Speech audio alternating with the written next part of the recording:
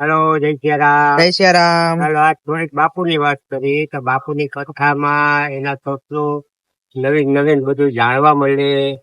એટલે હું તો રાજકોટ થી કથા સાંભળતો હોઉં છું. 75 થી કથા સાંભળી મેં બાપુની. હા હા એટલે મને એમાં બધું નવીન નવીન જાણવા મળે. બધી વાતો બાપુની આપણને જીવવાનું જરાક આમ થાય કે હજી આપણે જીવી હા હા ઉમંગ આવે. એક ફેરે પેલી જ ફેરે હું બાપુની કથા તો રાજકોટ સાંભળી હતી ને, હા હા પણ હું પેસે તો નહોતી મારી પાસે. રાજકોટમાં કોઈ ટેપ વગાડવા દે ને ગલોક બારવા દે ભાડે રહેતા હોય. એવું બાપુની કથા નો પછી એમ થતું કે આપઘાત કરવા જતું કે મારા હાડાએ મને 2 કેસેટ આપી બાપુની.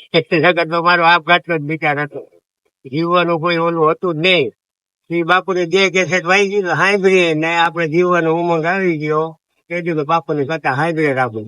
આમ હા આપણે કામ ચાલુ ને કથા ચાલુ. હાલો, જય શ્રી રામ. જય સિયા રામ.